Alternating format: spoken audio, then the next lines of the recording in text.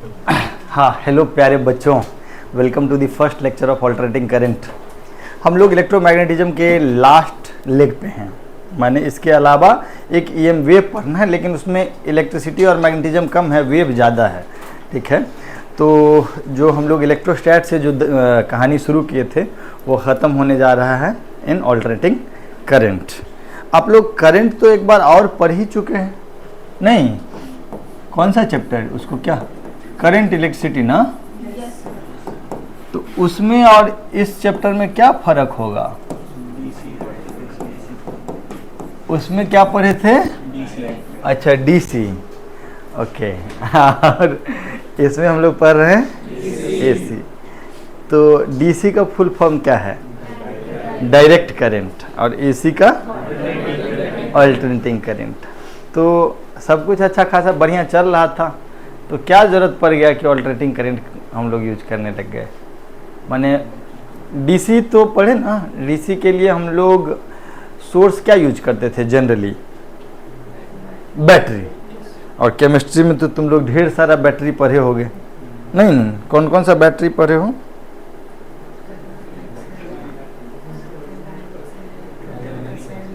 अरे बोलो ना, कौन कौन सा बैटरी पढ़े हो? ये बोला एक्साइड का। पढ़े होगे ना कुछ कुछ, गैल्वेनिक सेल और क्या, लेक्लांस सेल। अच्छा, इलेक्ट्रोलाइटिक सेल। इलेक्ट्रोलाइटिक सेल अलग से होता है, किसी सब में कोई नाम होता है? अच्छा, व्हाटएवर। तो डायरेक्ट करंट जो सोर्स हम लोग पढ़े थे उसमें क्या होता था और इसमें क्या अलग होगा? हम लोगों को क्यों ऐसा ज़रूरत पड़ गया डीसी से एसी का? डायरेक्ट करंट और अल्टरनेटिंग करंट दोनों में फ़र्क क्या है, ये आपको मालूम है? हाँ, डायरेक्शन का। हाँ, मान लीजिए कि कोई करंट समय के साथ ऐसा वेव फॉर्म क्रिएट कर रहा है, ऐसा, और कोई करंट समय के साथ ऐसा वेव फॉर्म क्रिएट कर रहा है। दोनों में से कौन एसी है, कौन डीसी है? नीचे वाला डीसी है, ऊपर वाला? ऊपर वाला भी डीसी है। ठीक है, लेकिन ये बताओ ना, एक बात तो समझ में आ गया कि ये भी डीसी है, ये भी डीसी है, इसलिए क्योंकि सर बोल रहे हैं। जब तक डायरेक्शन नहीं बदलेगा तब तक तो एसी का बात ही नहीं होगा, है ना? हाँ, तो आखिर डीसी का ज़रूरत हम लोगों को जीवन में कहाँ पड़ता है और एसी का ज़रूरत कहाँ कहाँ पड़ता है? जैसे अभी यहाँ हैं हम लोग, बल्ब जला हुआ है, एसी चल रहा है, तो ये सब कौन से करंट पे वर्क कर रहा है? डीसी पे। किस पे? एसी पे। जो हाउस होल्ड सप्लाई होता है, बाहर से जो बिजली सप्लाई आता है, दैट इज एसी। अभी अभी ना तुमको बताए थे हम, जब ईएमआई पढ़ा रहे थे तो नहीं बताए थे, एक ये वाला जनरेशन ऑफ अल्टरनेटिंग करंट बताए थे कि ऐसा एक लूप है, इसको डायमीटर के अबाउट रोटेट करना है, और मान लो मैग्नेटिक फील्ड अंदर नहीं, बाहर ही, मैग्नेटिक फील्ड बाहर की तरफ है, और इसको हम लोग ऐसे ऐसे रोटेट करा रहे हैं। तो शुरुआत में फ्लक्स होगा b into pi r square, और जैसे जैसे घूमेगा वैसे वैसे फ्लक्स का वैल्यू हो जाएगा b into pi r square into cos theta, और थीटा जो है वो ओमेगा इंटू टी होगा। और उस फ्लक्स का रेट ऑफ चेंज पता करेंगे तो that will give you EMF. वो देखे थे ईएमएफ जो आया था वो टाइम के साथ वेरी कर रहा था, साइनसॉइडल था। करंट भी जो आएगा वो साइनसॉइडल होगा। तो हम तुमको नहीं बताए थे कि इसको लूप को घुमाने का तरीका अलग अलग होता है। हाइडल पावर स्टेशन जो है सो बहुत ऊंचाई से पानी गिराता है और टरबाइन को घुमाता है। थर्मल पावर स्टेशन क्या करता है कि स्टीम बहुत हाई प्रेशर पे रिलीज करता है टरबाइन पे और उसको घुमाता है, बताए थे ना। तो हम लोग को जो सप्लाई मिलता है वो क्या है? Alternating current.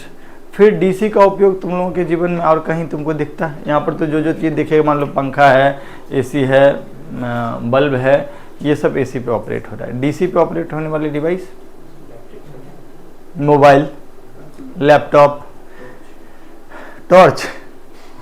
हाँ, उसमें पेंसिल बैटरीज वाला जो टॉर्च होता है, एकदम सही कह रहा है। तो माने और इलेक्ट्रॉनिक जितना आइटम होगा ना वो सब चलता है किस पे? डीसी पे। अगर उनको एसी पे करना भी होता है तो हम क्या करते हैं, जैसे लैपटॉप को पहले एडाप्टर लगा करके उसका बैटरी चार्ज करते हैं और वो एडाप्टर क्या करता है, एसी को डीसी में कन्वर्ट कर देता है और फिर हम लोग यूज कर पाते हैं लैपटॉप में या मोबाइल में। मोबाइल में भी जो चार्जर होता है वो पहले आपके एसी को डीसी में कन्वर्ट करके तब इलेक्ट्रिसिटी सप्लाई करता है आपके बैटरी को।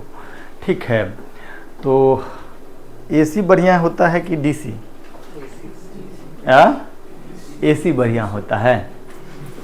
तुमको पता है क्यों अच्छा बढ़िया होता है? ऐसा क्यों लगता है, क्यों एसी बढ़िया है डीसी खराब है? तुम्हारे साथ ऐसा क्या जाते किया है कि तुम उसको बुरा कह रहे हो?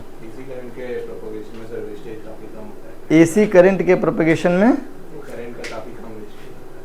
हीट एनर्जी का वेस्टेज ऑफ एनर्जी एसी में कम होता है। कॉलेज में जाओगे तो तुमको बिल्कुल उल्टा पढ़ाया जाएगा। एक स्किन इफेक्ट नाम का चीज़ होता है जो तुमको पता चलेगा कि एसी में ही ठीक ठाक अमाउंट में हीट लॉस करा देता है। समस्या इस बात का नहीं, मतलब तो इसलिए तुम कह रहे हो कि एसी ज़्यादा बढ़िया है क्योंकि एसी में हीट लॉस ज़्यादा होता है, मतलब कम होता है। नहीं, होता क्या है कि जब भी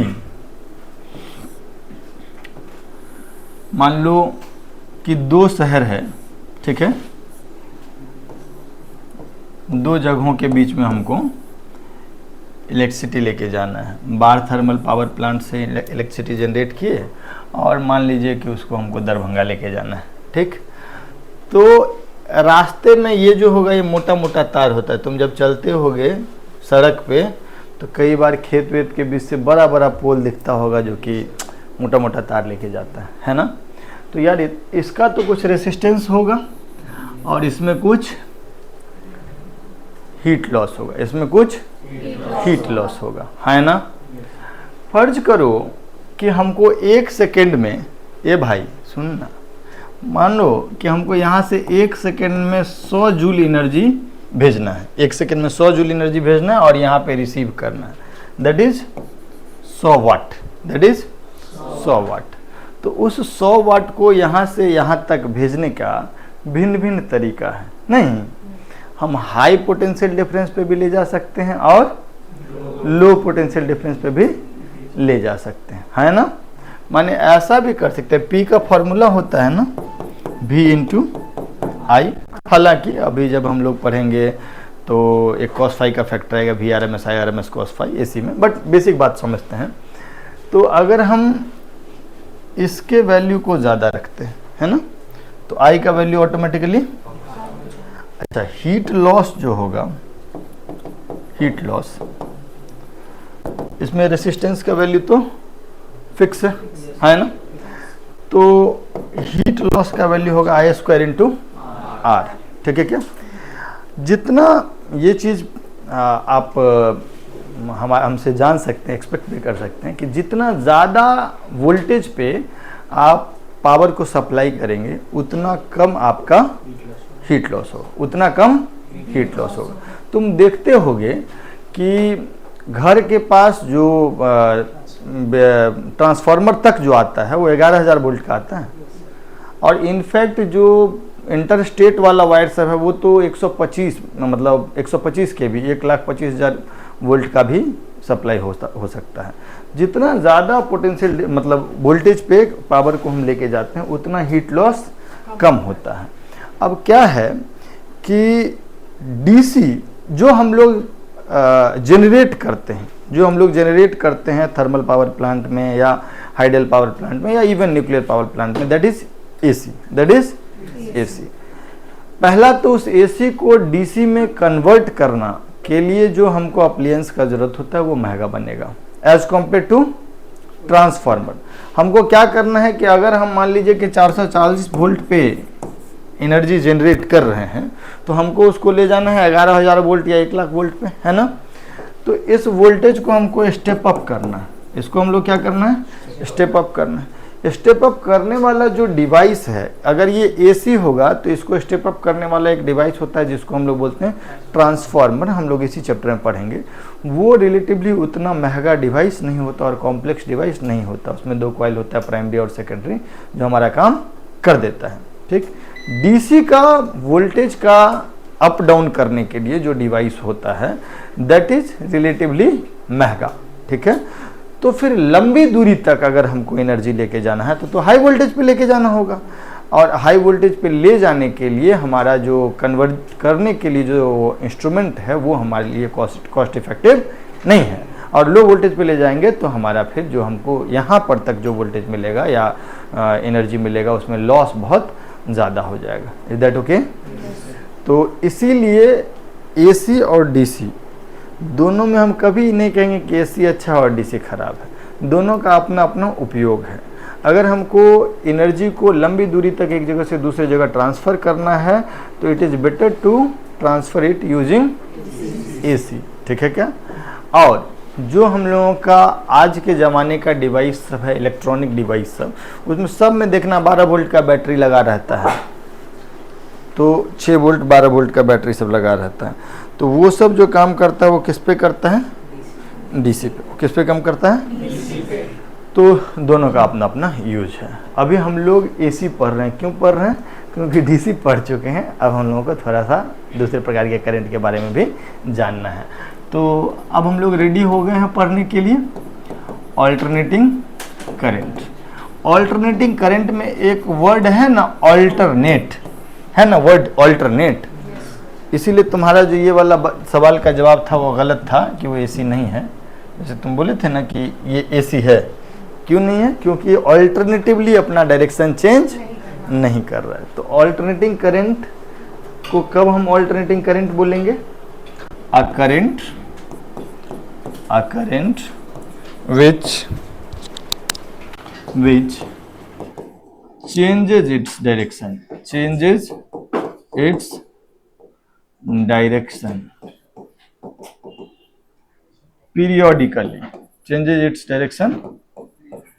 periodically,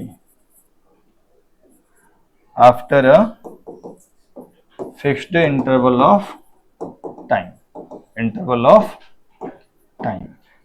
is called alternating current. It's called alternating current. And that fixed interval, जिसके बाद वो अपना डायरेक्शन को वापस से रीगेन करता मतलब जैसे अगर हम ऐसा तुमको दे दें कि current as a function of time का ग्राफ कुछ ऐसा बना के दे दिया आपको, तो ये अपना डायरेक्शन तो चेंज कर रहा है और वापस से वेव फॉर्म रिपीट करेगा कुछ देर बाद ना, ये वेव फॉर्म वापस से रिपीट करेगा। जितनी देर के बाद ये रिपीट करेगा इसको हम लोग क्या बोलते हैं? Time period. इसको हम लोग क्या बोलते हैं? Time period. The fixed interval after which the wave form repeats itself minimum, ठीक है? Shortest fixed interval after which wave form repeats itself is called time period, is called. तो ये चीज जो होगा that is called time period, okay.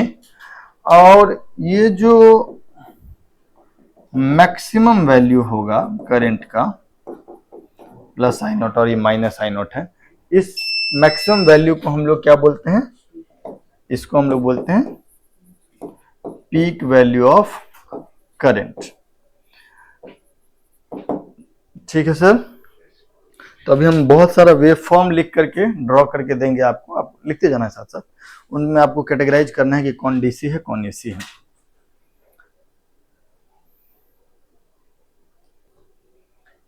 ठीक है sir, अब सुनिएगा मेरी बात।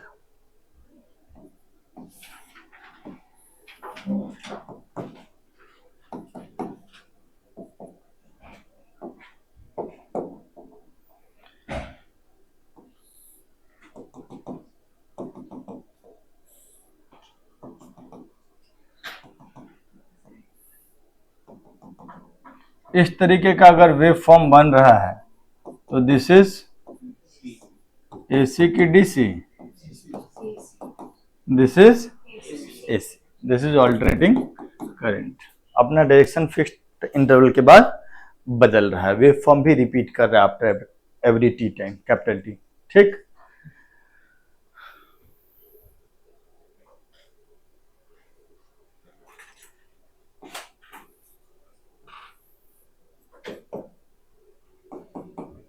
दिस इज एसी ना,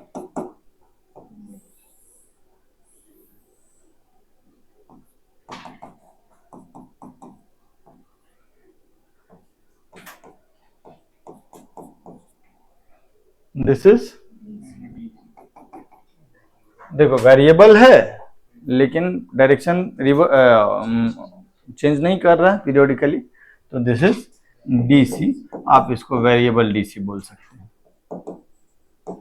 ठीक है सर, आगे बढ़े।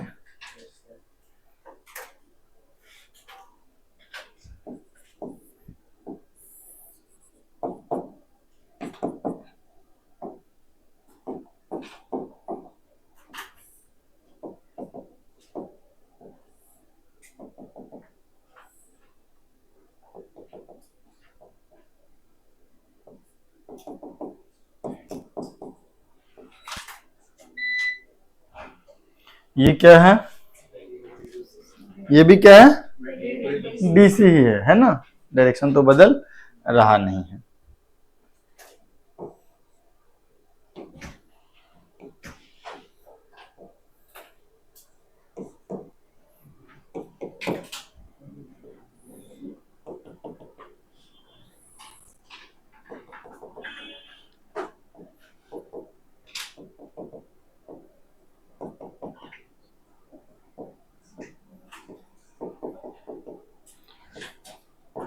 ये क्या है बुआ, ये भी एसी है क्योंकि ये रिपीट कर रहा है, सॉरी ये डायरेक्शन चेंज कर रहा है पीरियोडिकली, है ना। तो this is DC and this is AC, ऊपर वाला इज डीसी।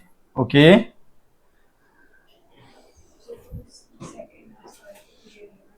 हाँ हाँ, दिस इज वेरिएबल डीसी। अब थोड़ा सा पढ़ाई कर लेते हैं, काम का बात सब। अब थोड़ा देर मैथ्स होगा, आज पूरा क्लास बेसिक जो तुम्हारा मैथ्स है वही डिस्कशन होगा।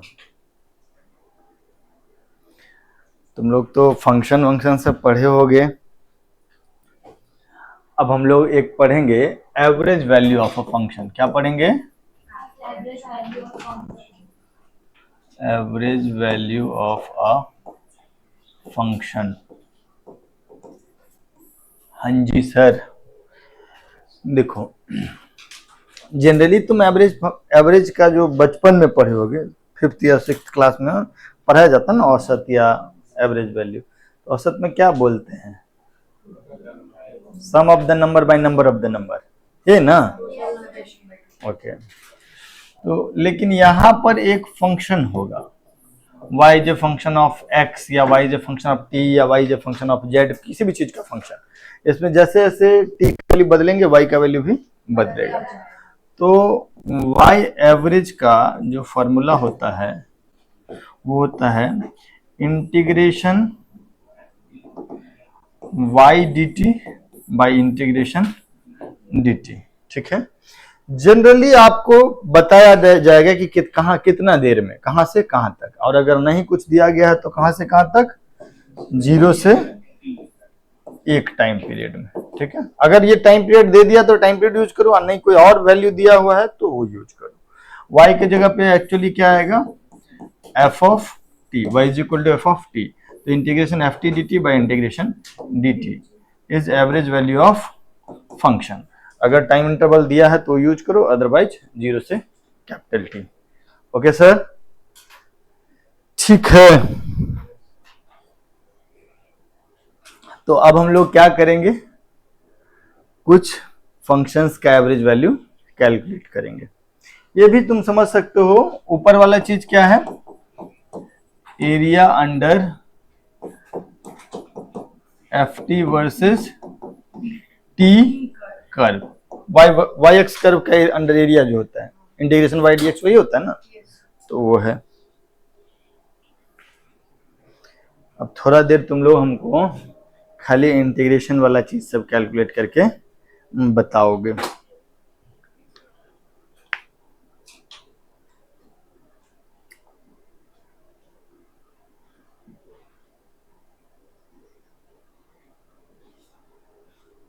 शुड आई,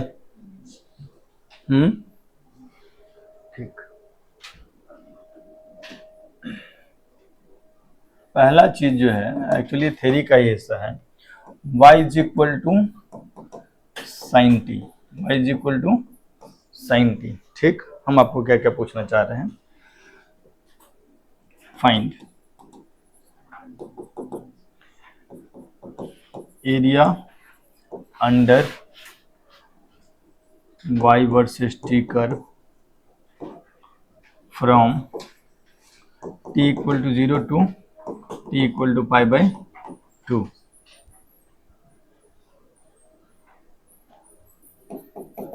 फिर area under y versus t curve from t equal to 0 to t equal to pi. तुम लोग तो कई बार ये सब रटवाए हुए हैं तुमको। और फिर area under y versus t curve from t equal to 0 to t equal to 2 pi. और average value of function, average value of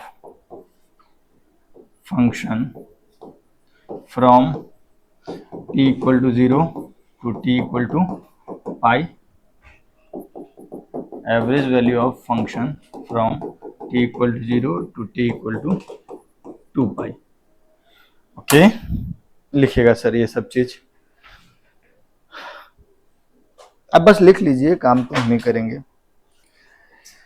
बहुत सारा चीज तो अब आप लोग 12वीं कक्षा के बच्चे हैं तो बहुत सारा बात तो आपको मालूम भी होगा, बट मेरा धर्म है कि हम सबको एक बार रिपीट कर दें। सर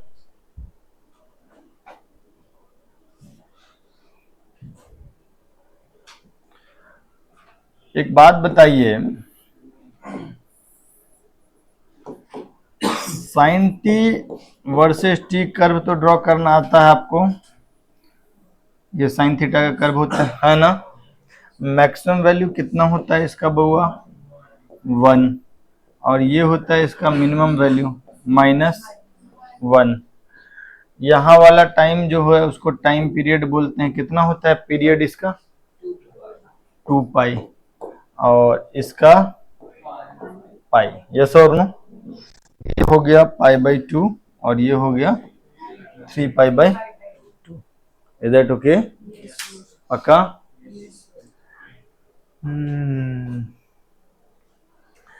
वैसे तो तुम लोग को रटवाए थे एक बार, ये वाला एरिया कितना होता है, 1/2। कौन बोल रहा है, 1 होता है। और ये वाला एरिया भी कितना होगा, 1, ये भी 1। सिमिलरली इधर वाला एरिया भी 1 और ये वाला एरिया भी 1। यस और नो? तो अगर हम तुमसे पूछे integration sine t d t, वैसे तो मैं करके बताऊंगा 0 से पाई बाई 2, तो डायरेक्टली आपको याद होना चाहिए, कभी हम प्रूव कर देंगे। कितना होगा ये, 1। अगर integration sine t d t आएगा 0 से पाई तो इट विल बी 2, नहीं 1 + 1 दैट इज। और अगर हम integration sine t d t करें 0 से 3 pi by 2, this is 3 pi by 2 बच्चों, तो ये कितना हो जाएगा, 1 1 2 और फिर -1। टी एक्सिस के ऊपर वाला एरिया पॉजिटिव, नीचे वाला नेगेटिव, तो 2 - 1 दैट इज 1, तो ये कितना आएगा 1। और integration sine t d t 0 से 2 पाई करोगे तो it will come out to be 2 ऊपर 2 नीचे, +2 -2 दैट इज 0। ओके, वैसे इंटीग्रेशन साइन टी होता क्या है, इंटीग्रेशन साइन टी क्या होता है, क्या बोले, माइनस कॉस टी ना। तो integration sine t d t 0 से pi by 2 that is minus of cos t 0 से पाई बाई 2। बोलो, अपर लिमिट जाएगा ये माइनस कॉस पाई बाई 2 हो जाएगा दैट इज 0, तो ये हो जाएगा 0 माइनस, और लोअर लिमिट जाएगा कॉस 0 क्या हो जाएगा -1, तो 0 माइनस -1 दैट इज +1। कहो हाँ, बोलो। सिमिलरली अगर हम लोग इसको, वैसे तो ग्राफ से एविडेंट है कि जितना एरिया 0 से पाई बाई 2 में होगा वैसा ही पाई बाई 2 से पाई में होगा, लेकिन फिर भी अगर हम integration sine t d t 0 से पाई कर देते तो यहाँ पे क्या लिखते, माइनस कॉस टी 0 से पाई।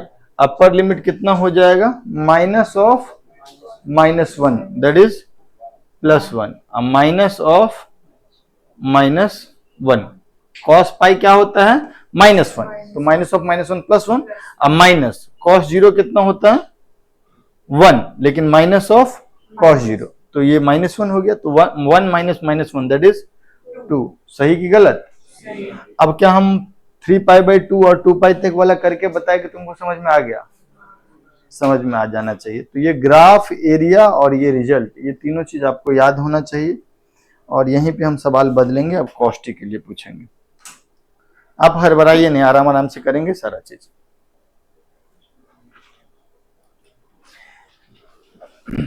सुनिएगा सर, हम इसी सवाल को बदलना चाहते हैं।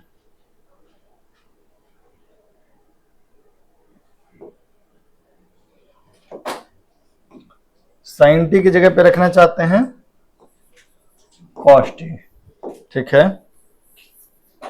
क्या आपको ग्राफ वगैरह मालूम है? अच्छा एक मिनट, अरे 2 क्वेश्चन तो इसमें करे भी नहीं कर रहे हैं। एवरेज वैल्यू 0 से पाई एंड 0 से 2 pi. 1 minute sir, y equal to sine T,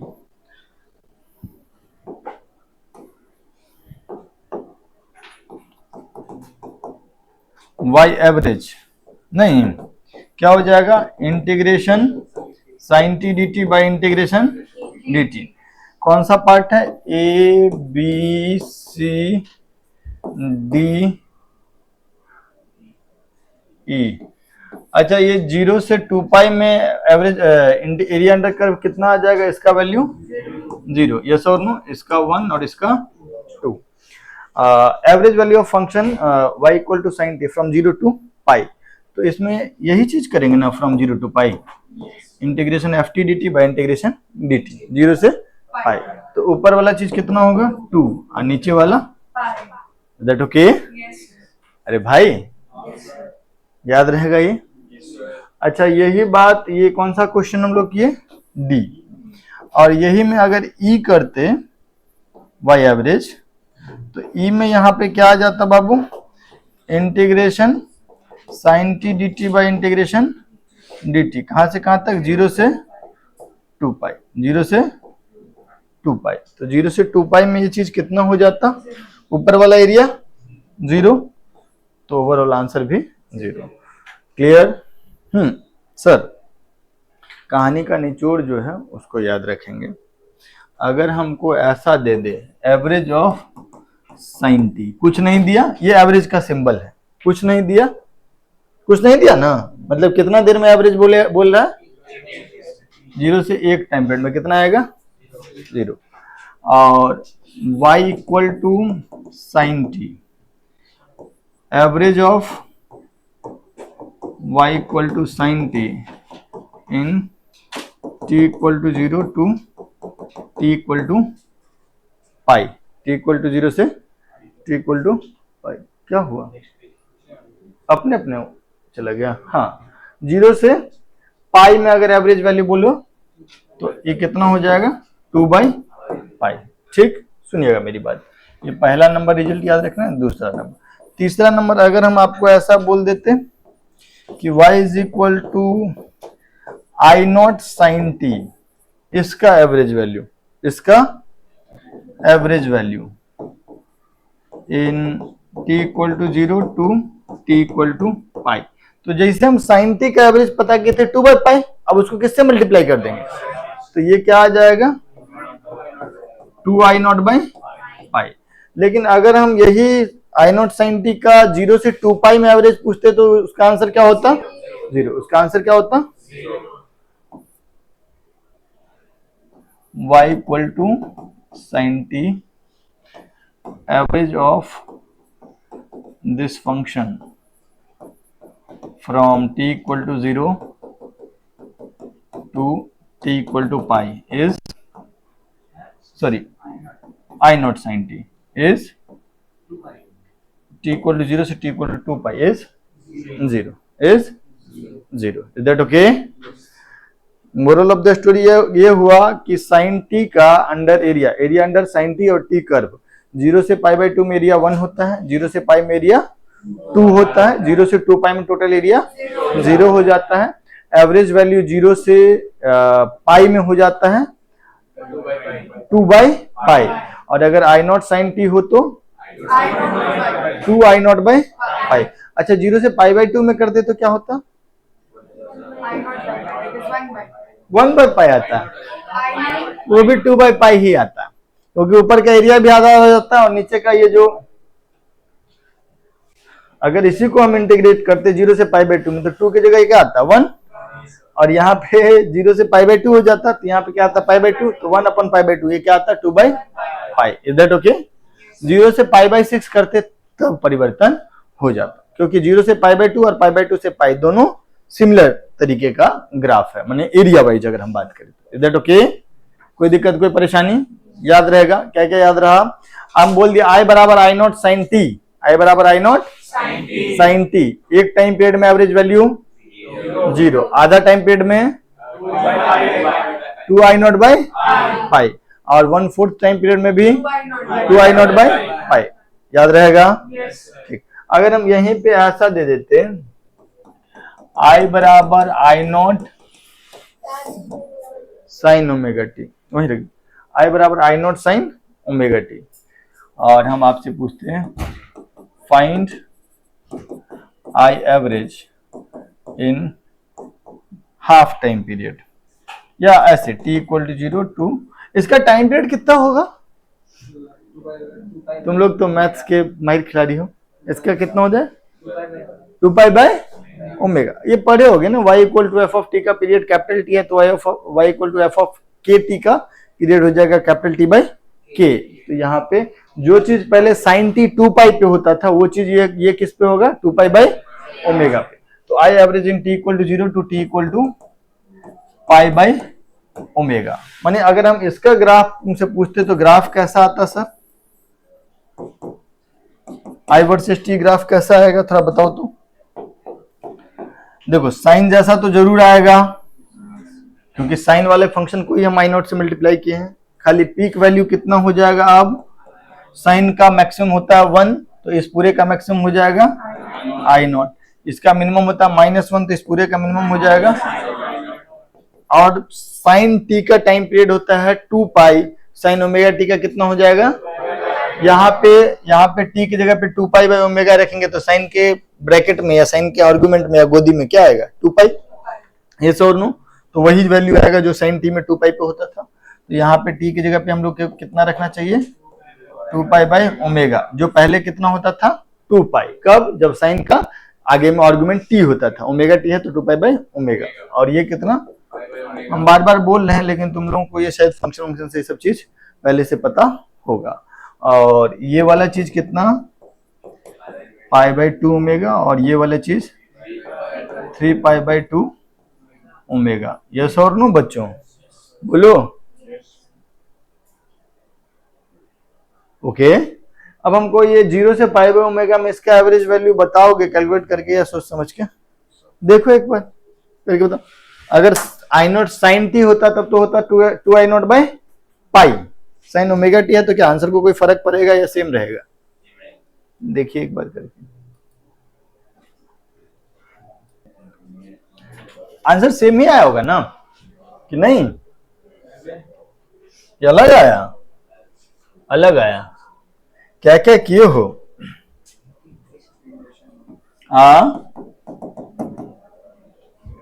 integration I not sine omega T d t by integration d T. नहीं, कहां से कहां तक? 0 से पाई बाय, यही ना? तो ये क्या हो जाएगा? I average. आई नॉट को यहां बाहर कर लेते हैं। यहां इंटीग्रेशन में क्या आएगा? Minus cos omega T upon omega. नहीं, साइन 2 थीटा का 2x का इंटीग्रेशन क्या होता है? माइनस कॉस 2x बाई 2, तो वैसे ही minus cos omega t by omega. Okay, अरे क्या हुआ भाई? और यहाँ पर और यहाँ पे टी होगा 0 से पाई बाय ओमेगा। यस और नो? तो इतना देर से क्यों नहीं आ रहा था भाई? हाँ, ये आई नॉट बाई ओमेगा तो है ही, ये 0 से पाई बाय ओमेगा ना, तो यहाँ पे पाई बाय ओमेगा जाएगा तो क्या हो जाएगा? माइनस कॉस पाई, नहीं, minus of minus cos 0 upon ये क्या हो जाएगा? Pi by omega. नहीं, तो कॉस पाई तो माइनस होता है, माइनस माइनस प्लस, और यहाँ पर भी प्लस, तो ये कितना हो गया? 1/ओमेगा काट दे, तो ऊपर में यहाँ पे 2 आएगा, तो 2 I naught by pi. Is that okay? और 1 कंप्लीट टाइम पीरियड में फिर से एरिया देख के ही समझ में आ रहा है, इट विल बी 0। तो average of sign omega T भी 0 हो जाएगा, एवरेज ऑफ साइन टी भी 0 हो जाएगा इन 1 time period. Is that okay? Clear?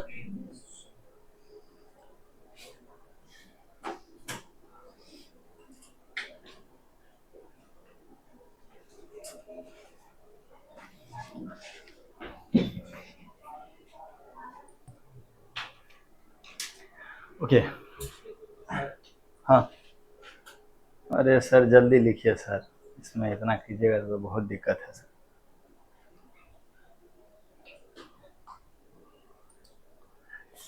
Sir अब खाली हमको बस बता दीजिए ना, y equal to cos t या y equal to cos omega t कह लो, बात सेम ही रहेगा। हाँ, find y average in t equal to 0 to t equal to pi. यहाँ पे लिखेंगे find y average in t equal to 0 to t equal to 2 pi. Okay, एक मिनट बउआ, 0 से पाई बाई 2, 0 से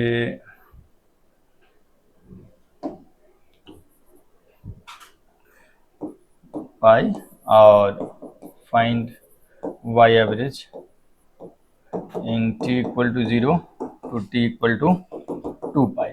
और बेसिकली जब वहां ये सब कर लेंगे तो यहाँ पे वही सब सेकंड वाला पार्ट में पाई बाई 2 ओमेगा कर देंगे, यहाँ पाई बाई ओमेगा कर देंगे, यहाँ पे 2 पाई बाई ओमेगा कर देंगे। ठीक, तो वो आंसर देख लेते हैं, सिमिलर आंसर यहाँ भी आएगा।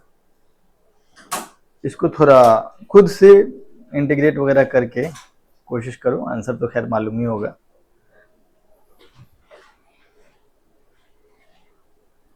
हम ये कह रहे हैं ना कि आप इसका कैलकुलेट कर लीजिए, इसका अकॉर्डिंगली इसका भी याद रख सकते हैं। इसका ग्राफ व्राफ प्लॉट करना आता है सर आप लोगों को? आप सब तो इतने तेज आदमी हैं, गणित के महान विभूति लोग।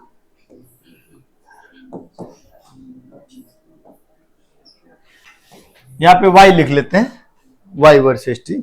कैसा ग्राफ आता है बच्चों? अच्छा, ऐसा नहीं कहो। हाँ, तो ये वाला टाइम पीरियड जो होगा वो कितना होगा? t is equal to 2 pi, और ये पाई, और ये पाई बाई 2, और ये 3 पाई बाई 2। यस और नो बच्चों? और यहाँ पे 1, यहाँ पे क्या, और ये वाला -1। यस और नो? यही आई नॉट होता तो प्लस आई नॉट, और ये माइनस आई नॉट। अच्छा, तुम्हारी जानकारी के लिए बता दें कि ये वाला एरिया जो होगा that will come out to be, और ये वाला जो एरिया होगा ये भी कितना होगा, मतलब मैग्नीट्यूड ऑफ एरिया इज 1, नीचे है, इंटीग्रेट करके पता करोगे तो that will B -1। Magnitude of area is 1। हाँ, लेकिन अगर इंटीग्रेट करोगे पाई बाई 2 से पाई तो ऑटोमेटिकली वो -1 आएगा, जो बता रहा होगा कि नीचे है टी एक्सिस के। और ये वाला भी जो आएगा सिमिलरली, ये वाला भी 1 और ये वाला भी 1। इतना बात देख के तुम इंटीग्रेशन का क्या क्या बात बता सकते हो, तुम हमको जरा बताओ तो। ये ग्राफ देख करके क्या क्या ग्राफ याद रखना ही सब, इंटीग्रेट करने में फिर पाई बाय ओमेगा ओमेगा दुनिया जहान करके फिर सत्यानाश कर दोगे तुम लोग। Integration cos T d t 0 से पाई बाय 2 कहो कितना 1, 0 से पाई बाय 2 कितना। Integration cos T d t 0 से पाई कहो कितना 0 हो जाएगा, +1 -1। Integration cos T d t 0 से 3 पाई बाय 2 -1 1 1 1 -1 -1 ओवरऑल -1। और integration cos T d t 0 से 2 पाई कितना 0। ठीक है बउआ, बोलो। तो अगर हम तुमसे पूछे, ये इस एरिया के बिहाफ पे ही सारा बात पूछा जा सकता है आपसे।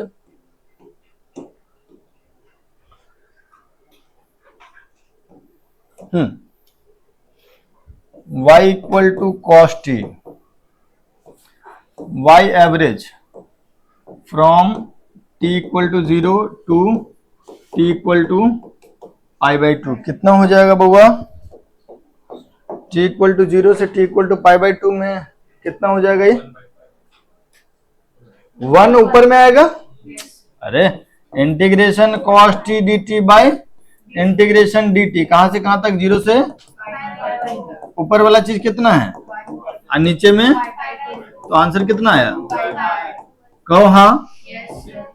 अब इसी बेसिस पे अगर हम तुमसे पूछ लेंगे कि integration y average from t equal to 0 to t equal to pi कितना होगा रवि बाबू। t इक्वल टू 0 से t इक्वल टू पाई तक में y एवरेज कितना हो जाएगा 0 हो जाएगा। t इक्वल टू 0 से t equal to 3 pi by 2 में कितना, सब चुप रहेगा। t इक्वल टू 0 से t equal to 3 pi by 2 में y एवरेज कितना हो जाएगा, y एवरेज पूछ रहे हैं।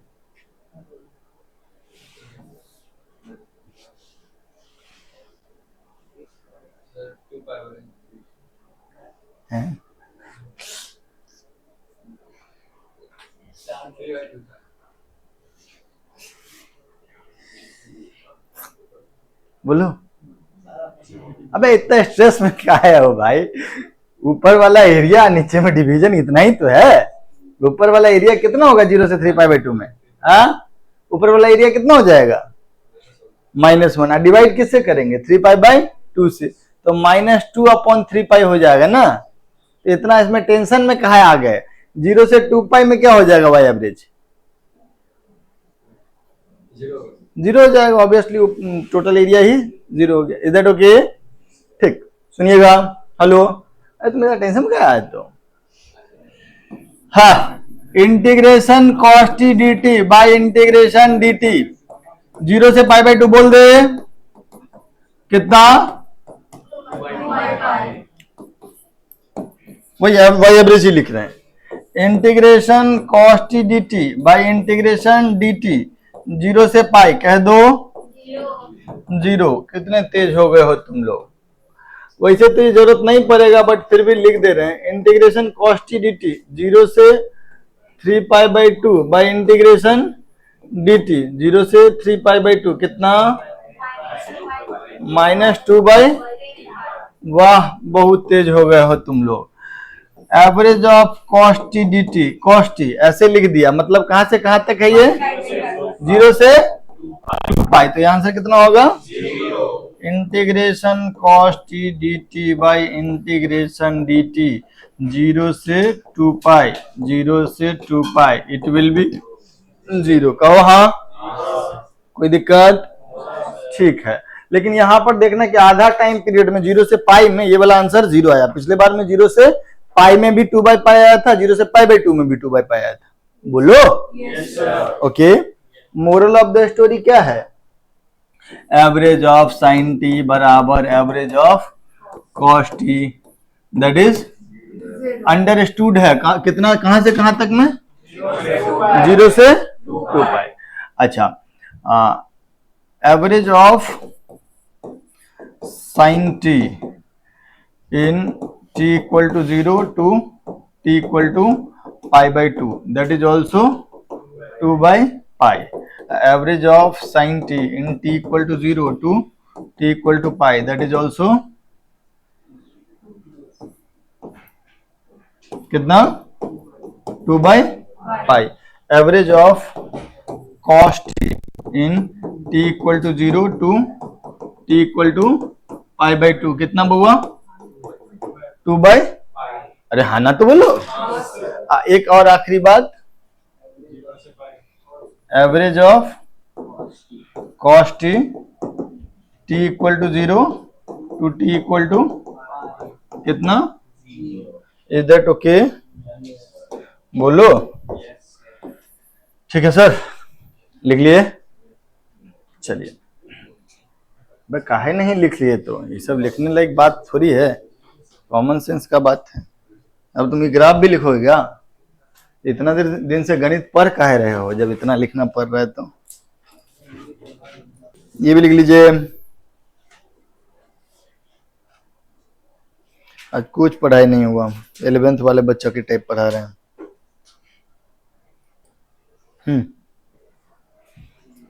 अब एक यही बचा है ना, ये भी तो लिख ही लिए होगे. अरे काम का बात तो करो कुछ. क्या यार तुम लोग.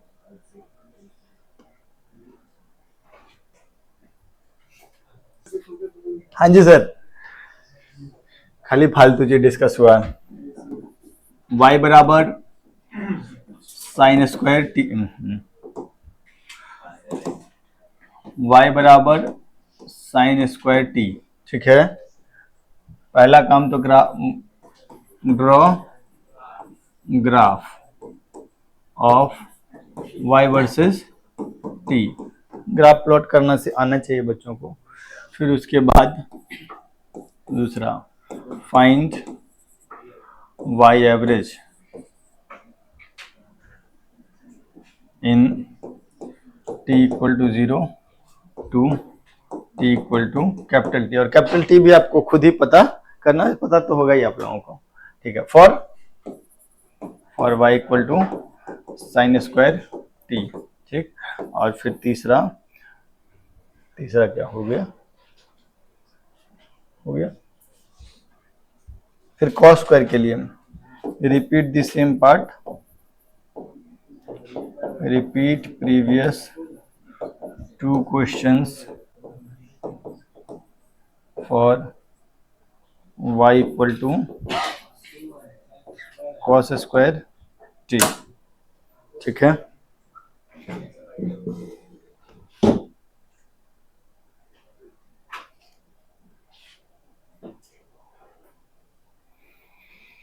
हाँ जी सर.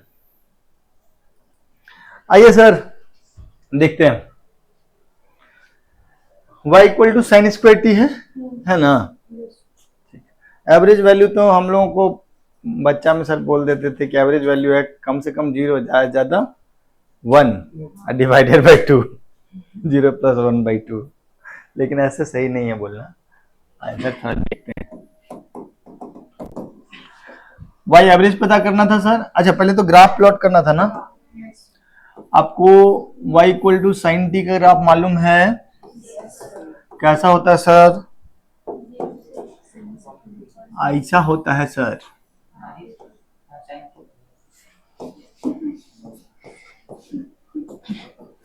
हाँ, क्या बोले? नहीं सर. हाँ सर. और साइन स्क्वायर टी करेंगे तो क्या क्या फर्क पड़ेगा? नेगेटिव भी पॉजिटिव हो जाएगा, 1 का स्क्वायर 1 ही रहेगा, तो पीक वैल्यू में कोई फर्क, लेकिन यहाँ के स्लोप में कोई फर्क आएगा. खैर हमको पता अभी करना नहीं है. सॉरी,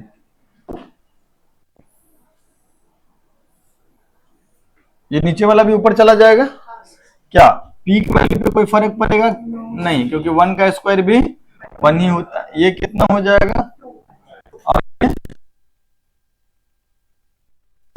अब पाई के बाद ही रिपीट करने लगा ना. यस और नो? तो पीरियड तुम बोलोगे इसका पाई. इसका टाइम पीरियड कितना हो गया? पाई. पाई के बाद रिपीट कर रहा है. अच्छा, हमको y बराबर साइन स्क्वायर टी का एवरेज चाहिए ना, इसका एवरेज चाहिए। y एवरेज को हम लोग ऐसे भी दिखाते हैं, इस सिंबल से भी दिखाते हैं। तो y एवरेज कितना हो जाएगा sir, integration sine square t d t by integration d t, कहाँ से कहाँ तक, 0 से पाई, 0 से पाई। साइन स्क्वायर का डायरेक्ट इंटीग्रेशन आपको कभी बताया नहीं गया है, तो साइन स्क्वायर को किस में कन्वर्ट कर देंगे, वो जो हाफ एंगल फॉर्मूला cos 2 पाई से आता है, नहीं, cos 2 पाई का फॉर्मूला क्या होता है, 1 माइनस 2 सॉरी cos 2 थीटा का 1 माइनस 2 साइन स्क्वायर थीटा, तो साइन स्क्वायर थीटा हो जाएगा 1 माइनस cos 2 थीटा बाई 2। तो इसको हम लोग लिखेंगे 1 माइनस cos 2t बाई 2, इसका इंटीग्रेशन, और यहाँ पर भी इंटीग्रेशन dt। कहो हाँ, बोलो बच्चों, 0 से यस और नो। तो भाई साहब ये इंटीग्रेशन बहुत कठिन इंटीग्रेशन तो है नहीं, इसी को 2 बार में तोड़ करके कर देते हैं, नहीं, नीचे वाला चीज़ तो पाई ही आने वाला है, यस और नो।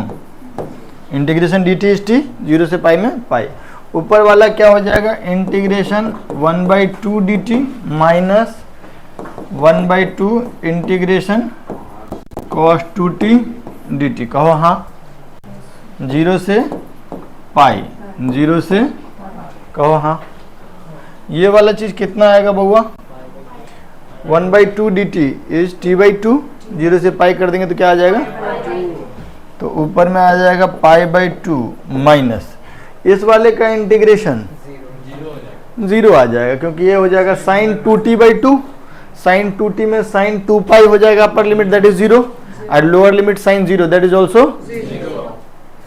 बोलो नहीं लिखे ना इसको, ये वाला जो इंटीग्रेशन है, this integration will come out to be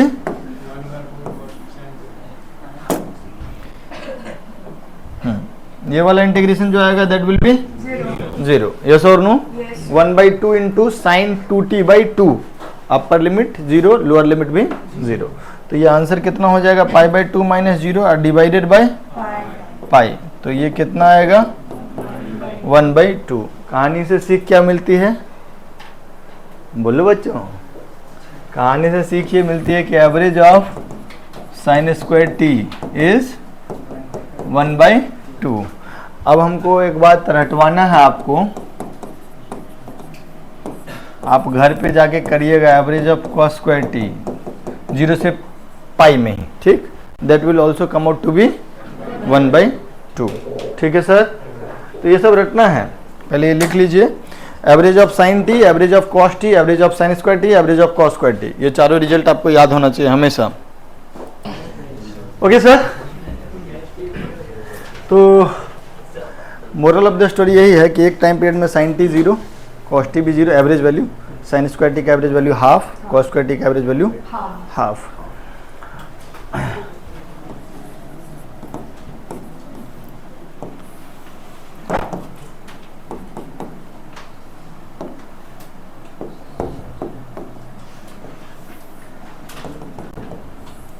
ये तो बहुत वाहियात सवाल है, लेकिन कर लो।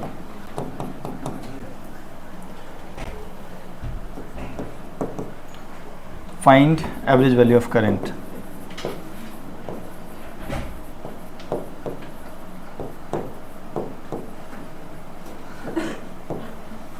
Find average value of current, simple है यार, 30 सेकेंड में बन जाएगा।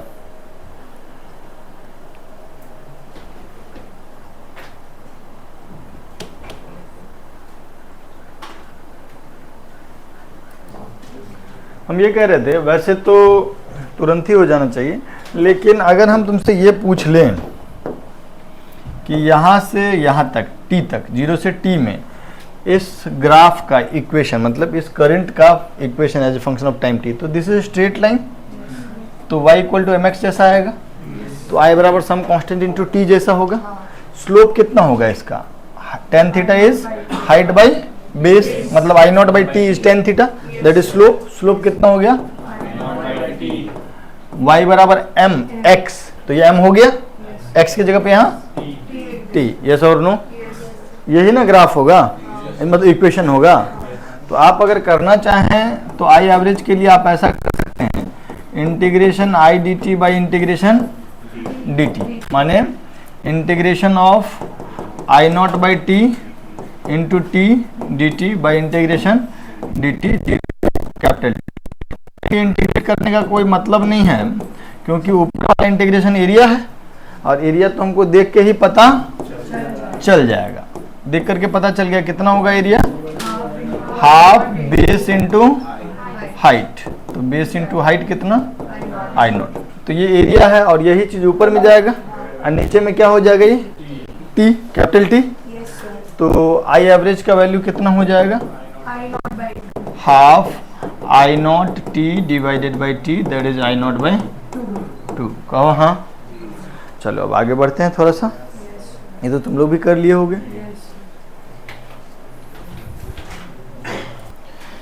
ठीक है सर, तो ये पूरा डिस्कशन था about average value of a function. अब हम लोग बात करेंगे RMS value of a function. क्या हम लोग बात कर रहे हैं, RMS value of a function. RMS का फुल फॉर्म क्या होगा, root mean square value of a function. Root mean square को हम लोग, रूट मीन स्क्वायर वर्ड तो आप इससे पहले उसमें पढ़े होंगे, किसमें, केटीजी में। तुम लोग को गैसीय स्टेट अब हटा दिया क्या सिलेबस से, केमिस्ट्री में एडवांस से हटा दिया है, एडवांस में है, तो उसमें भी पढ़ाया जाता है ना। Anyway, root mean square speed, average speed, most probable speed, और केटीजी में तो पढ़ाया ही जाता है। तो इसको हम लोग लेकिन पढ़ते किधर से किधर हैं, ऐसे पढ़ते तो रूट मीन स्क्वायर ही है, समझते ऐसे हैं कि पहले फंक्शन का स्क्वायर करो, फिर मीन मतलब एवरेज लो, और फिर रूट करो। तो मान लीजिए y is equal to f of t है, y is a function of time t, तो y RMS का वैल्यू अगर हम लोग लिखेंगे तो y RMS का वैल्यू क्या हो जाएगा, integration f square t d t upon integration d t. Y square कर दिए, नहीं पहले तो स्क्वायर कर दिए, फिर इसका क्या कर लिए, मीन ले लिए, अभी भी काम, अब इसका रूट ले लिए। जनरली ये टाइम जो दिया जाएगा वो 0 से कैपिटल टी एक टाइम पीरियड में, दैट ओके। तो ये हो गया, ये जो एफ स्क्वायर टी है मतलब वाई स्क्वायर, फंक्शन का स्क्वायर करो, फिर उसके बाद रूट के अंदर जो चीज़ है वो क्या है, वाई स्क्वायर का एवरेज। एक मिनट सर, पहले फंक्शन का स्क्वायर किए, फिर ये पूरा का ब्रैकेट के रूट के अंदर जो है that is average of that square, और तब उसका रूट ले लिए। तो सबसे पहले क्या किया, स्क्वायर, मीन का मतलब होता है एवरेज, एवरेज ले लिया और फिर रूट कर दीजिए, दैट ओके। लिख भी लिए हो, ठीक। सुनिएगा मेरी बात, y बराबर साइन टी या y बराबर साइन ओमेगा टी या y बराबर I not sine omega t, ठीक। Find RMS value in one time period, find RMS value in t equal to 0 तो t equal to capital T। Capital T का value क्या होगा हम आपके बुद्धि विवेक पे छोड़ दिए, वो आप कैलकुलेट करके बताइएगा, ठीक है। जल्दी लिखिए, इसको हम भी करेंगे। हाँ यही था ना, साइन टी का RMS वैल्यू ना, या साइन ओमेगा टी का, या आई नॉट साइन ओमेगा टी का, सबके बारे में बात कर लेंगे। सुडाई बोलो,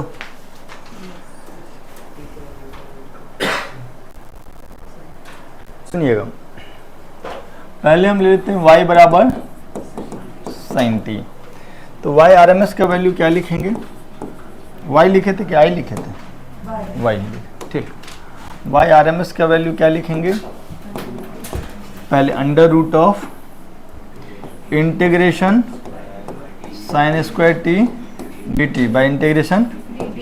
तुम इसको 0 से 2 पाई लिख दो या 0 से पाई लिख दो, कोई फर्क पड़ने वाला नहीं है। काहे नहीं फर्क पड़ने वाला है? साइन टी वाला जो ग्राफ है वो 0 से पाई में तो ऐसा है,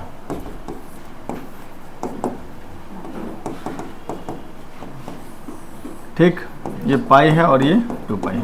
साइन का तो पीरियड हो जाएगा, साइन टी का पीरियड तो 2 पाई हो जाएगा, लेकिन स्क्वायर करेंगे तो ये ऊपर चला जाएगा। अब ऊपर जाने के बाद जब इंटीग्रेट करके एरिया निकालेंगे तो 0 से पाई में जो एरिया आएगा वही पाई से 2 पाई में आएगा। तो अगर यहाँ से 0 से पाई करते हैं, यहाँ भी 0 से पाई करते हैं, तो यहाँ तक का एरिया डिवाइडेड बाय यहाँ पर पाई आ जाता। और अगर 0 से 2 पाई किए हैं तो ये वाला ऊपर चला गया, यहाँ से यहाँ वाला एरिया प्लस यहाँ से यहाँ वाला एरिया, पिछले बार एरिया का 2 टाइम्स, और नीचे वाला टाइम भी डबल, तो कट जाएगा, आंसर को कोई फर्क नहीं पड़ेगा। अच्छा, तो ये वाला चीज हम लोग कैलकुलेट करें कि किए हुए हैं। Average of sine square t है ये, एवरेज ऑफ माने y RMS को अगर हम एक लाइन में लिखे तो ये क्या हो जाएगा? Average of sine square T और फिर उसका रूट। अंदर वाला चीज जो है माने ये वाला चीज, ये तो हम लोग कैलकुलेट कर ही लिए हुए हैं ना, 1/2, तो ये हो जाएगा रूट ऑफ 1/2, दैट इज 1/, कहो हाँ, कोई दिक्कत कोई परेशानी? पक्का? तो y RMS कितना हो गया? 1/√2। Is that okay? अच्छा, अगर हम यहाँ पे साइन, एक मिनट सर थोड़ा ध्यान दे लीजिए, अगर हम साइन टी की जगह पे साइन ओमेगा टी रखते हैं, क्या हमारा आंसर में कोई फर्क पड़ता? नहीं पड़ता। इसलिए नहीं पड़ता क्योंकि जो भी काम आप करेंगे ना इंटीग्रेशन में, उसमें यहाँ पर ओमेगा डिवीजन में आ जाएगा, बट ऊपर वाला चीज भी सॉरी नीचे वाला चीज भी 2 पाई बाई ओमेगा जो वाला हो जाएगा। तो यहाँ पर भी एक 1 बाई ओमेगा आएगा और यहाँ पर भी आंसर आपका सेम आएगा। आंसर आपका आप चाहे तो आप कर सकते हैं, लेकिन अगर हम इसका करते तो I0 से मल्टीप्लाई हो जाता। यस और नो? देखो, हम जो ये एवरेज निकाले थे वो 0 से पाई में निकाले थे, लेकिन हमको पता है कि 0 से 2 पाई में भी आंसर सेम आएगा, क्योंकि ये एरिया डबल हो जाएगा और नीचे वाला टाइम भी डबल हो जाएगा, तो आंसर को कोई फर्क नहीं पड़ेगा। Is that okay? तो कहानी से मुख्य सीख जो है वो ये मिली कि I बराबर I0 साइन टी या I बराबर I0 साइन ओमेगा टी कर ले, दोनों केस में I RMS जो आएगा 0 से 1 टाइम पीरियड ही हम मान के चल रहे, वो I क्या आएगा? I0/√2। साइन टी का तो हम लोग लिख लिए RMS वैल्यू 1/√2, I0 से मल्टीप्लाई हो गया तो I0/√2। कहो हाँ? सब याद रखना है भाई, ये सब याद रखना है। एगो चीज हम खा गए कि तुम साइन ओमेगा टी का करके देखोगे तो अकॉर्डिंगली टाइम पीरियड के लिमिट में यहाँ से 0 से 2 पाई ना होकर के 2 पाई बाई ओमेगा हो जाएगा, बट आंसर को कोई खास फर्क नहीं पड़ेगा, तुम करके देखना सेम आएगा। ठीक है, चलो तो ये लिख लो।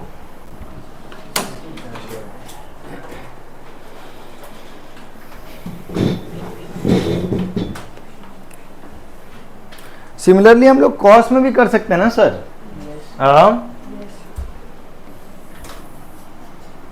अगर हम लोग अगर I बराबर I0 cos t लिखते हैं, है ना, और हम बोलेंगे कि find I RMS, find I RMS, will you go for integration? No. What will you do? हाँ, आप I RMS को क्या लिखेंगे? I स्क्वायर का एवरेज और फिर उसका अंडर। यस और नो? तो I स्क्वायर क्या हो जाएगा? I स्क्वायर हो जाएगा I0 square cos square t और उसका एवरेज और फिर उसका अंडर रूट। किसी कांस्टेंट को अगर एवरेज वाला में ऐसे मल्टीप्लाई किए हुए तो उसको तुम बाहर कर सकते हो, उससे कोई फर्क नहीं। तो आई नॉट स्क्वायर को एवरेज से तुम बाहर करोगे और रूट से भी बाहर करोगे तो ये क्या हो जाएगा आई नॉट, और रूट में क्या बचेगा कॉस स्क्वायर टी का एवरेज। ये एवरेज का सिंबल है। और ये कितना होता है कॉस स्क्वायर टी का एवरेज होता है 1/, तो ये कितना हो जाएगा I naught into root of 1/2, that is I naught by, कहो हाँ। तो इस समय इंटीग्रेशन करना जरूरी नहीं है, क्योंकि हम एक बार इंटीग्रेशन आधा घंटा जो तुमको अनाप शनाप कराएं इसीलिए कराएं कि आगे से जहाँ ज़रूरत ना हो वहाँ फर्दर इंटीग्रेशन में नहीं जाना है। ठीक है सर? और ये सब रिजल्ट भी याद रखना है, एग्जाम्पल नहीं है ये। तो किसी इसमें ऑल्टरनेटिंग करंट में इस आई नॉट को हम लोग बोलते हैं पीक वैल्यू, और आई नॉट बाई रूट 2 क्या हो गया आरएमएस वैल्यू। ठीक है क्या? तो कोई प्योर एसी अगर है तो उसमें आरएमएस वैल्यू ऑफ करंट जो होगा वो हो जाएगा peak value by root 2। Is that okay?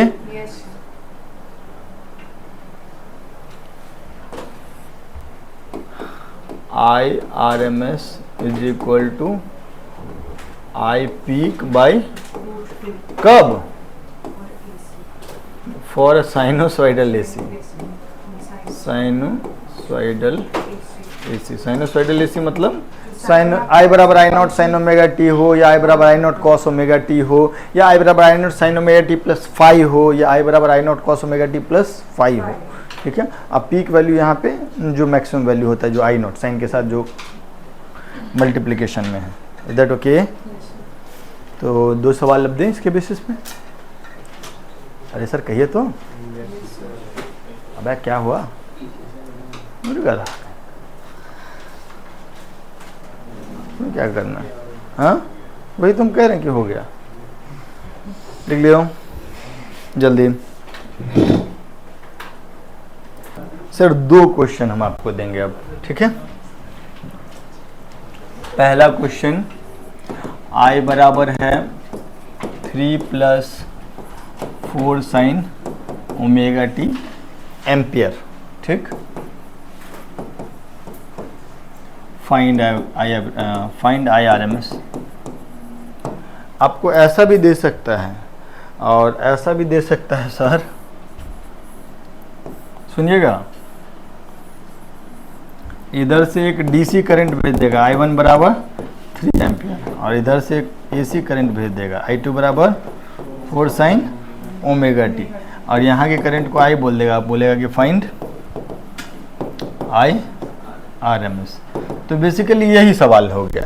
इसमें करंट कितना हो जाएगा 3 + 4 sin ओमेगा टी, डीसी के ऊपर एसी सुपर इम्पोज किया गया है। ठीक? और तब इसका आरएमएस वैल्यू पूछा जा रहा है। तो आप कैलकुलेट करने में सक्षम हैं? बताइए जरा कैसे कैलकुलेट करेंगे। 7/√2 ये सही है, √17। ओके,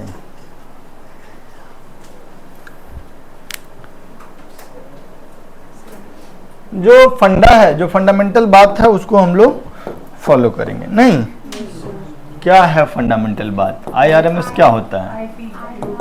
आई पीक बाई √2 नहीं होता है। आई पीक बाई √2 कब होता है? जब प्योर साइनोसॉइडल हो, है ना? तो अब क्या करेंगे हम लोग, ये प्योर साइनोसॉइडल तो नहीं है ना? तो इसमें हम लोग क्या करेंगे, पहले करेंगे I², और फिर उसका लेंगे एवरेज, और फिर उसका ले लेंगे रूट। कहो हाँ। तो स्क्वायर जब हम लोग करेंगे बाबू तो ये क्या हो जाएगा 3 + 4 sin ओमेगा टी का स्क्वायर, और फिर उसका लेना है एवरेज, तब उस पर रूट लगाना है, वो लगा चुके हैं। ठीक? अच्छा, इसको अगर हम इस स्क्वायर को थोड़ा ब्रेक करें बाबू तो यहाँ क्या बचेगा? पहला A² + B² + 24 sin omega T 2AB पूरे का एवरेज, तब रूट। अरे कहो हाँ। तुमको पता है जो टर्म बाय टर्म भी हम एवरेज कर सकते हैं। इंटीग्रेशन का काम जो हम लोग करते हैं, इंटीग्रेशन fx + gx करना है तो integration F x D x अलग या इंटीग्रेशन जी एक्स डी एक्स अलग कर सकते हैं। तो एवरेज का काम भी हम लोग अलग अलग कर सकते हैं। तो ये क्या हो जाएगा, average of 9 plus 16 into average of sine square omega T अब plus 24 into average of sine. कहो हाँ, साइन ओमेगा टी का एवरेज कितना, 0। साइन ओमेगा टी का एवरेज कितना, और थे ना sine theta cos theta sine T cos T sine omega T cos omega T सबका 0, कुछ नहीं दिया, 1 टाइम पीरियड होगा। और साइन स्क्वायर का एवरेज कितना, 1/2। तो ये जो हो जाएगा IRMS बराबर अंडर रूट 9 अब प्लस यहाँ पर कितना 9, इसका एवरेज तो 9 आया 16 इंटू 1/2 तो 8 आ गया। तो उत्तर कितना हो गया सर, कितना आया उत्तर, अंडर रूट 17, यस और no, ampere, under root 17 ampere. कोई दिक्कत कोई परेशानी बोलो, अरे हाँ तो बोला, जल्दी जल्दी जल्दी। आई होप आपने लिख लिया। एक आखिरी सवाल सर,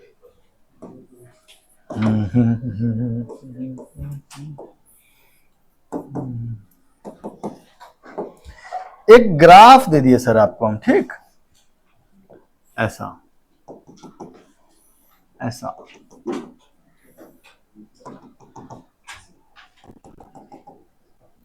ये I0, ये T, ये 2T और ये 3T, ठीक है। फाइंड IRMS, ऐसा भी सवाल दे सकता है, समझे सर, ऐसा भी सवाल दे सकता है। सबके लिए आप रेडी रहिए कि फंक्शन दे दिया या डायरेक्ट ग्राफ दे दिया, फंक्शन आप खुद ही कैलकुलेट करें, मतलब पता करें और फिर बताएं। चलिए कर लेते हैं, फिर इसको खत्म करते हैं sir.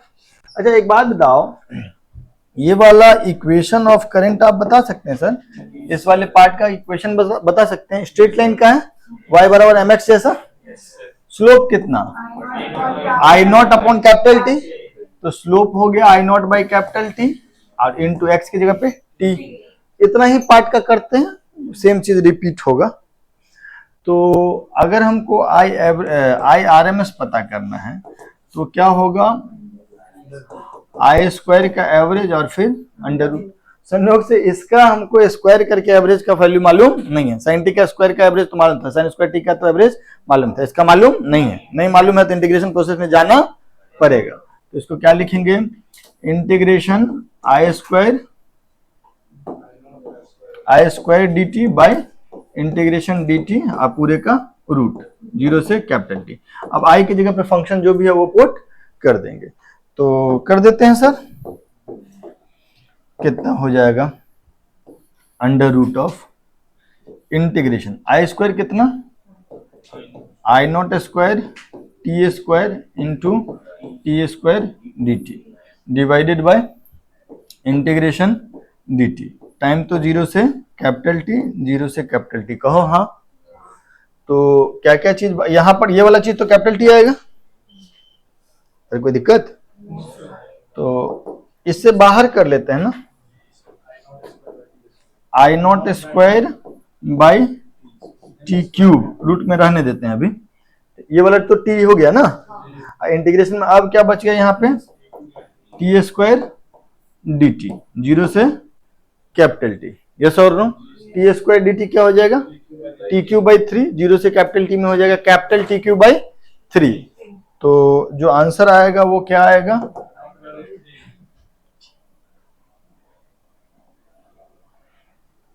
Under root of I0 square by t cube into ये वाला चीज कितना हो जाएगा, t cube by 3, t cube cut गया, तो ये वैल्यू कितना आ गया, I0 by, that is your IRMS, कहो हाँ।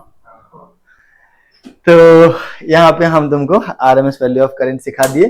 कल जब हम लोग मिलेंगे तो सबसे पहला काम हम लोग करेंगे कि साइनोसाइड को जोड़ते कैसे हैं, दो साइनोसाइड को, वो सीख लेंगे। हालांकि हम एसएचएम में आपको सिखाए हुए हैं वो चीज़, इनफैक्ट वेब में भी डिस्कस हुआ था। वापस से एक बार और हम लोग उसको डिस्कस करेंगे। और उसके बाद जो प्योर ऑल्टरनेटिंग करंट सर्किट है, सर्किट एनालिसिस, उस पर चलेंगे। ठीक है, तो मिलते हैं नेक्स्ट क्लास में। Bye bye.